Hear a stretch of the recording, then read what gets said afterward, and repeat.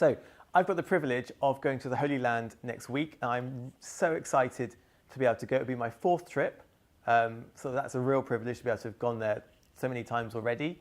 And a few years ago when I got invited, I thought to myself, I'm, I'm not going to go to the Holy Land until I'm much older, because it's sort of place you go when you're older. Maybe you appreciate it more.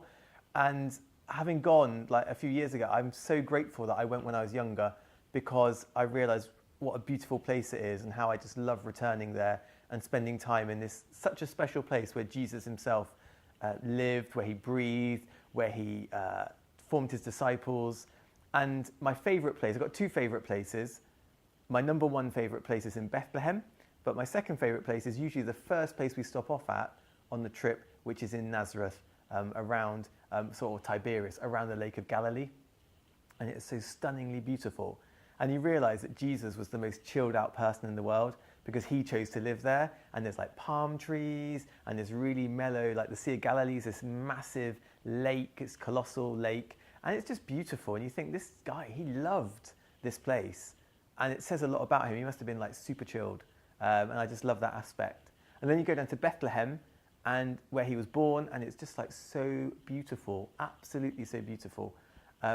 So they're my two favourite places. And then you go to Jerusalem, which is just something else. Jerusalem is, I don't know, it's just a city of kind of, I don't know, tension, division, blood. Lots of blood has been shed in Jerusalem over the centuries. And it's a place I find very hard to love, but nonetheless is so important because of Jesus' death and his resurrection. And visiting that church of the Holy Sepulchre is a really powerful thing to do.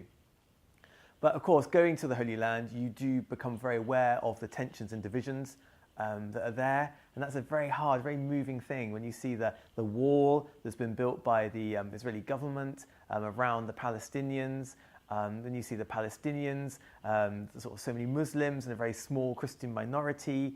And on our trip, hopefully we'll be visiting some of the Christians to support them and to really learn from them of how they live their faith in such difficult conditions. But it's a real privilege to go, and I'm just so looking forward to going.